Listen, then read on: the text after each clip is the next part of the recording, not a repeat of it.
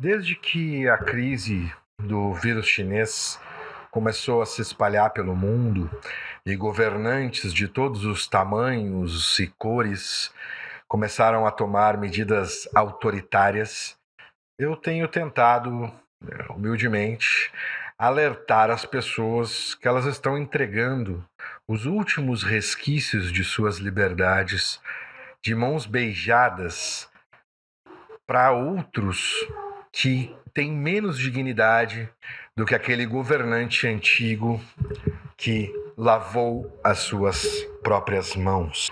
No dia 13 de março, eu fiz então um vídeo falando que as pessoas devem usar o bom senso, o senso comum, para tentarem analisar essa crise e o que está acontecendo no mundo. Esse senso comum, lugar que Chesterton recorria para explicar com maestria o porquê das coisas. No entanto, nem todas as pessoas conhecem Chesterton, muito menos eu tenho um público suficiente para que isso cause qualquer efeito prático na sociedade. Chesterton, em sua época, era famoso e o que ele escrevia era lido, debatido, era levado em consideração, além de ser o maior e melhor argumentador que eu tive a oportunidade de conhecer. Mesmo assim, o bom senso e o senso comum continuaram a ser desprezados a despeito de todos os esforços empreendidos pelo gigante escritor inglês. Na última sexta-feira, durante o nosso programa Ideias na Mesa, estávamos discutindo a ditadura das máscaras e outras leis tiranas que estão sendo implementadas no Brasil e ao redor do globo, quando eu me lembrei de um trecho de Chesterton a respeito da menina de cabelos ruivos. E o que eu vou propor aqui agora para vocês é um exercício em que vocês me acompanhem. Eu vou ir lendo o trecho do Chesterton e vou fazendo uma espécie de atualização desse texto para a nossa situação atual. Eu quero tentar provar com isso o poder profético dos textos do Chesterton e que as tiranias não mudaram tanto assim as suas táticas lá do início do século XX para os nossos dias atuais. E me utilizando do gênio literário, eu creio que eu posso ser um pouco mais persuasivo e eu não incorro no risco de me chamarem de charlatão por copiar tão descaradamente assim um mestre. E está no livro O que há de errado com o mundo. A partir desse ponto, então, a fins de facilitar a visualização, eu vou dividir a tela. Num lado vai estar o trecho descrito pelo Chesterton e no outro lado a minha cópia, ou seja, o meu exercício de atualização. Começa então Chesterton dizendo: há dias atrás, certos médicos e técnicos, licenciados pelas leis modernas para ditar alvitres aos seus concidadãos mais andrajosos, há dias atrás, certos médicos e técnicos, licenciados pelas leis modernas para aconselhar e propor toda a população, emitiram uma ordem para que todas as meninas tivessem cabelos cortados à máquina. Criaram, então, uma série de medidas e leis, e agora todos devem usar máscaras e manter distanciamento social. Quero dizer, todas as meninas pobres. Quero dizer, todos aqueles que não pertencem às elites dominantes, establishment, o estamento burocrático. É claro, é claro. Entre as meninas ricas, há diversos hábitos anti-higiênicos. Entre essas elites, há diversos hábitos sórdidos. Mas os séculos passarão sem que um desses doutores se lembre de usar a autoridade para os reprimir. Essa frase está muito boa, eu vou deixá-la como ela está. No caso presente, alegam que os pobres, no caso atual, alegam que todo gado, digo, pessoas que não pertencem às elites, estando comprimidos e imprensados em tão fétido e sufocante submundo de sordidez, estando sufocadas em um mundo que ceifou o seu imaginário, não têm direito ao cabelo, não têm direito a descrever a própria realidade. Pois nesse caso específico do pobre, o do gado, cabelo quer dizer piolho, realidade quer dizer afronta ao poder estabelecido. Aparentemente, nunca lhes ocorreu a ideia de suprimir o piolho, o que é possível. Aparentemente, nunca lhes ocorreu a ideia de combater o vírus e dizer que a China é a responsável por todo esse caos, o que é possível. Como sempre acontecem na maioria das discussões modernas, ponto silenciado é o eixo de toda a questão. Quando uma crapulosa tirania empurra os homens para dentro da imundície, quando uma crapulosa tirania empurra os homens para dentro da idiotice, a ponto de ficarem imundos os próprios cabelos, a ponto de não confiarem mais nos seus próprios olhos, as providências científicas são extremamente simples.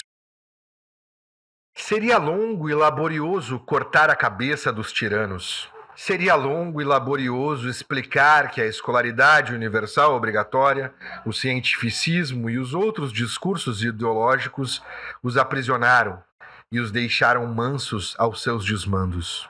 É mais fácil cortar os cabelos dos escravos. É mais fácil apelar para sua falsa autoridade e obrigar todos a usarem máscaras. Tudo isso é um absurdo e demente, dirão. Mas não é mais absurdo e mais demente um só milímetro do que a cena real e legal. Um médico entra hoje na casa de um homem livre, cuja filha tem uma cabeça mais limpa do que as flores dos campos.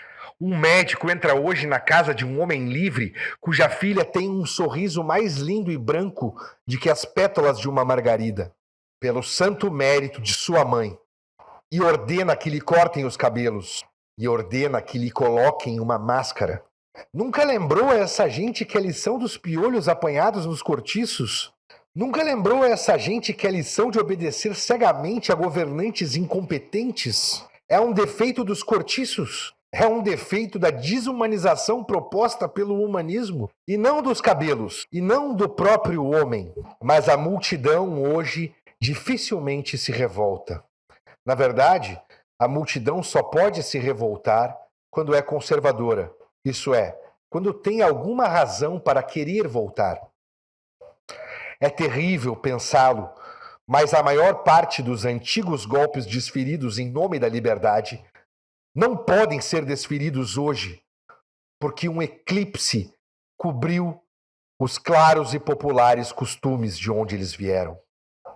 O insulto que pôs em impetuoso movimento o martelo de Wat Tyler seria hoje chamado de exame médico. Wat Tyler foi o líder de uma revolta de camponeses em 1381, que se revoltou quando um cobrador de impostos levantou as vestes de sua filha para ver se ela já havia chegado à idade da puberdade. O vexame que Virgínius detestou e vingou como insensata escravidão seria hoje louvado como amor livre. Chesterton se refere aqui a uma história de Tito Livio, onde Virgínius mata a sua filha para lhe preservar a liberdade. E o cruel escárnio de Fulon para os pobres, deixai-os que comam capim, seria hoje interpretado como a última palavra de um idealista vegetariano.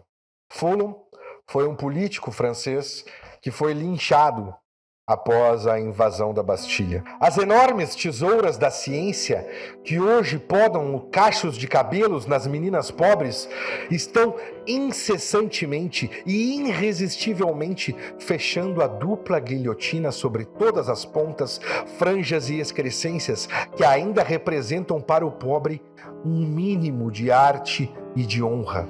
Os enormes elásticos da ciência, que hoje colocam máscara nos rostos e aprisionam em casa as pessoas que precisam trabalhar para viver, estão incessantemente e irresistivelmente sobre todos os sorrisos, expressões e nuances dos rostos que ainda representam para as pessoas um mínimo de arte e de honra.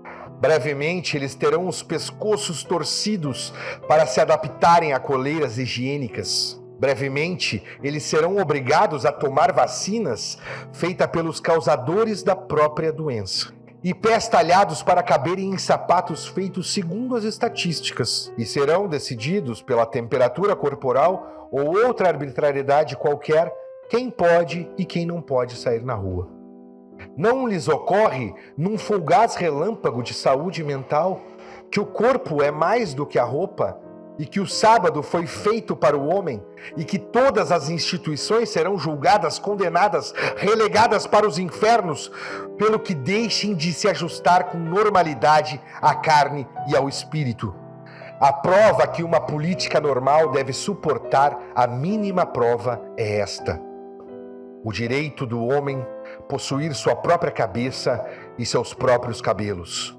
O direito do homem de descrever aquilo que enxerga e da identidade expressa em seu rosto. Tudo o que disse nessas últimas páginas, e talvez em todas as páginas desse livro, resume-se em afirmar que podemos recomeçar, que devemos recomeçar, e que devemos recomeçar tudo pela outra ponta.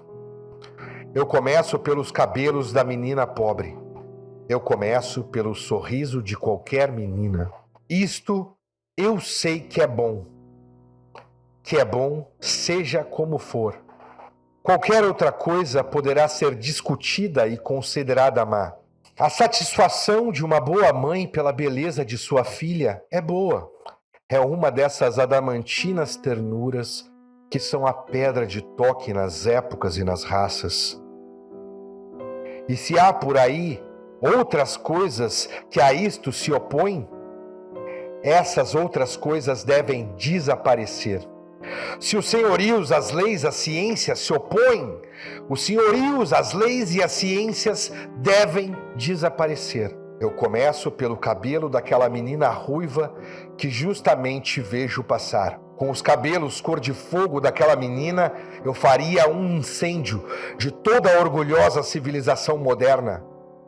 A menina deve ficar com seus cabelos, deve guardá-los, e porque deve ficar com seus cabelos, deverão ser cabelos limpos, e porque devem ser limpos os cabelos da menina, a sua mãe deverá ser folgada e livre. E porque deve a menina de longos e limpos cabelos dourados ter a mãe folgada e livre, deverão desaparecer patrões e proprietários gananciosos, deverá ser feita a redistribuição da propriedade, e porque deve ser feita a redistribuição da propriedade, deverá ser desencadeada a revolução.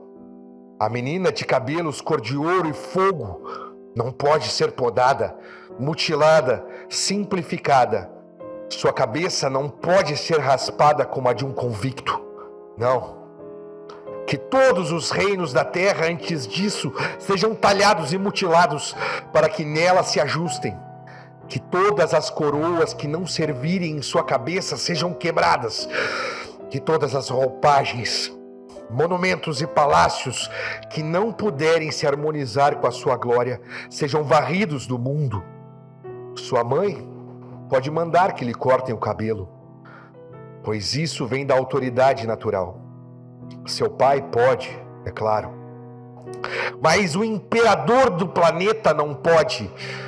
Ela é uma imagem humana e sagrada. Tudo que a sociedade construiu em volta dela deverá estremecer, rachar-se, ruir. Sejam sacudidos os pilares do mundo, desabe em cima de nós com o fragor a abóbada das idades, mas não toquem num só fio de seu cabelo. Então, quando lhe perguntarem o porquê de não usar máscaras, diga: é pelo sorriso de qualquer menina, é pelo fio de cabelo da menina de cabelos dourados.